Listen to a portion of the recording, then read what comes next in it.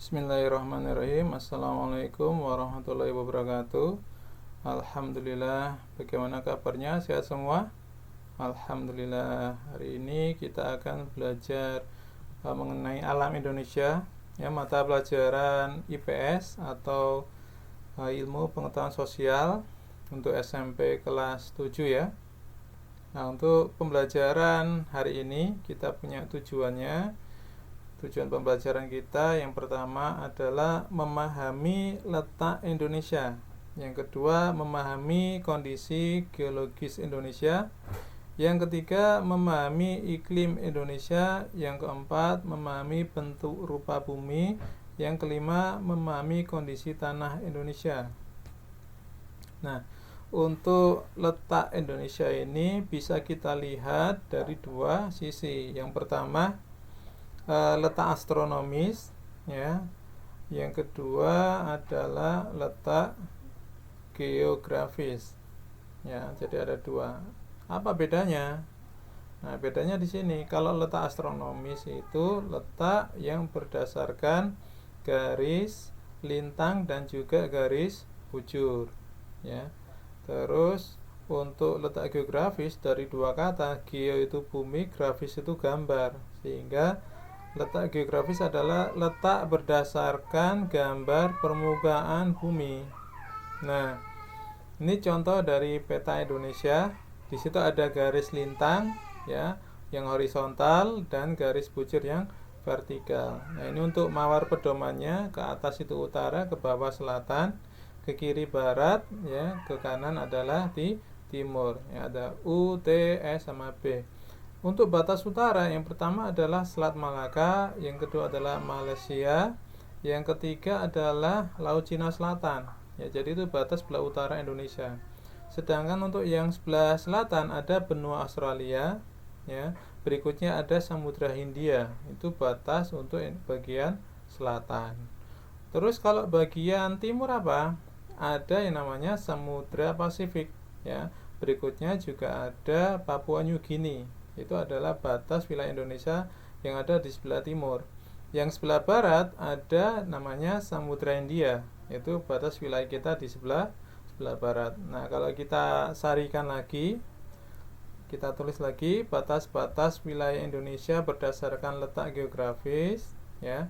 Jadi sebelah utara itu ada Selat Malaka, Malaysia Timur, dan Laut Cina Selatan. Sebelah selatannya ada Australia dan Samudra Hindia. Sebelah timurnya ada Papua New Guinea dan Samudra Pasifik. Terus sebelah baratnya ada Samudra Hindia. Ini adalah batas-batas wilayah kita. Nah, terus untuk berdasarkan astronomis, ya, kita harus melihat garis lintang dan bujur. Ya, ini adalah garis khatulistiwa 0 derajat. Garis ini memotong bumi menjadi dua bagian utara dan juga bagian selatan. Nah, tetap kita gunakan mawar pedoman U utara, S selatan, ya. Untuk lintang utaranya, ya, itu kan ada di Pulau W di daerah Aceh itu. Kita tarik garis biru, besarnya 6 derajat lintang utara. Yang di bagian selatan itu 11 derajat lintang selatan.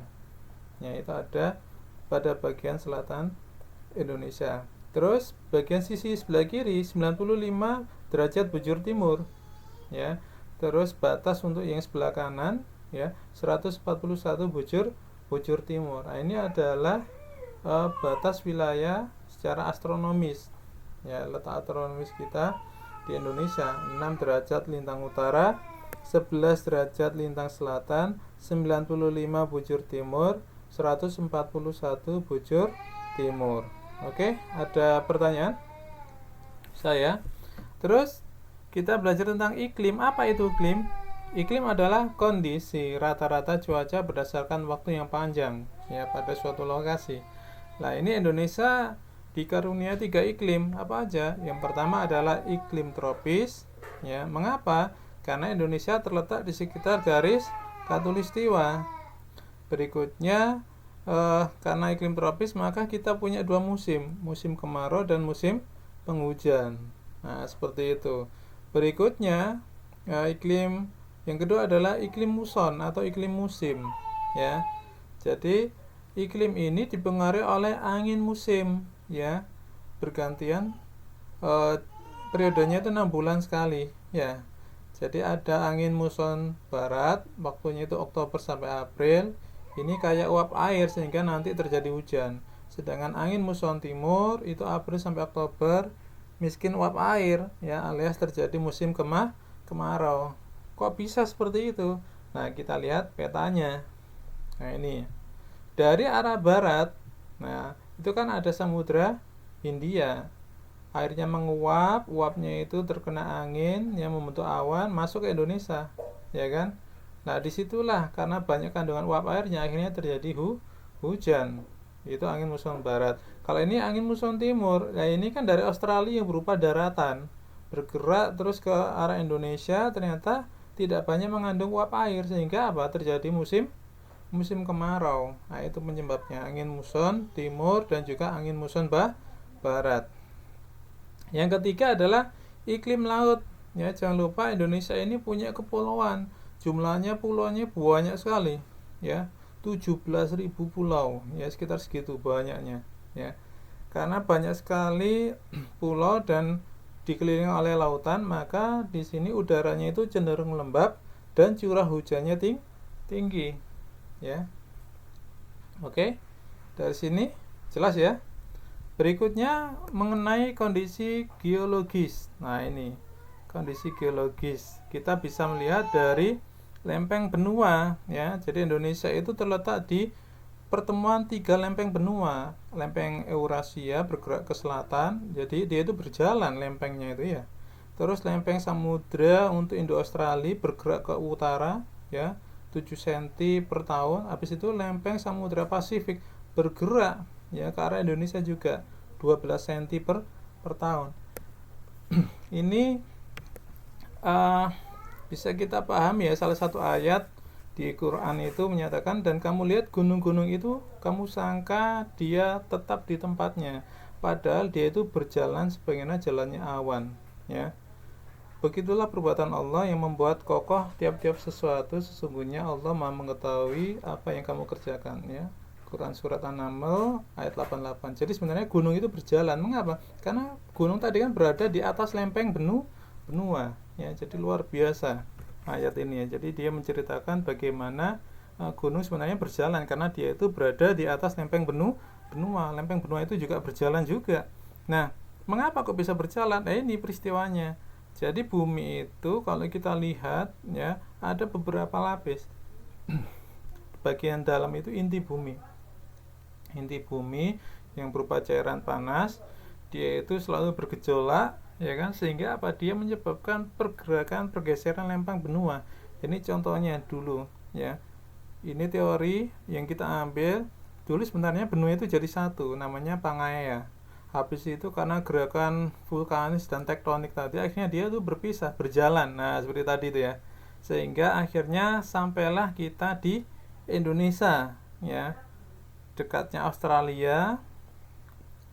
Nah, terus untuk bentuk rupa bumi itu ada beberapa yang kita bahas. Yang pertama adalah gunung. Ini gambar Gunung Arjuna dan Welirang ya. Terus ada lagi bukit ya, Bukit Semar Gondang ini di daerah Mojokerto. Terus ini adalah pegunungan Jayawijaya, ada saljunya itu ya, di Papua. Indonesia kaya sekali. Gunung itu apa sih? Gunung adalah bagian muka bumi yang menjulang tinggi. Nah, ini berapa ketinggiannya? Nah, ketinggiannya gunung itu di atas 1000 meter di atas permukaan laut atau MDPL. Sedangkan bukit adalah permukaan tanah yang lebih tinggi dari sekitarnya.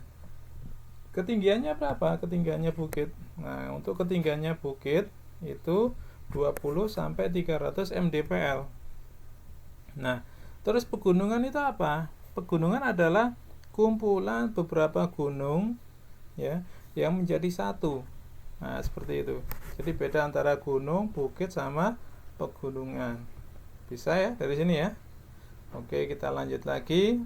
Berikutnya kita akan membahas mengenai dataran tinggi. Ini yang gambar dari Dieng. Ya, saya pernah ke sana, bagus sekali. Terus ada lagi dataran rendah. Nah, ini kita main di sini terus ya, karena ini adalah kota Surabaya, dataran rendah.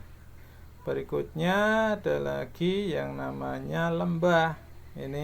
Lembah ini terkenal sekali ya. Namanya Lembah Baliem di daerah Papua. Bedanya apa? Dataran tinggi, dataran rendah sama lembah. Bedanya di sini. Kalau dataran tinggi itu tanah datar yang luas gitu ya, di daerah yang tinggi. Nah, seperti itu. Berapa ketinggiannya? Nah, ini. Jadi dia juga punya ketinggiannya sekitar 200 sampai 1500 mdpl. Nah, untuk yang dataran rendah, ini permukaan bumi di daerah yang rendah ya. Berapa ketinggiannya? Ya, ketinggiannya sekitar 0 sampai 200 mdpl. Yang terakhir adalah lembah ya. Lembah itu adalah dataran rendah yang dikelilingi oleh perbukitan. Nah, ini adalah contoh dari Lembah Baliem. Oke, hari ini cukup sekian ya. Saya akhiri. Kurang lebihnya mohon maaf. Wassalamualaikum warahmatullahi wabarakatuh.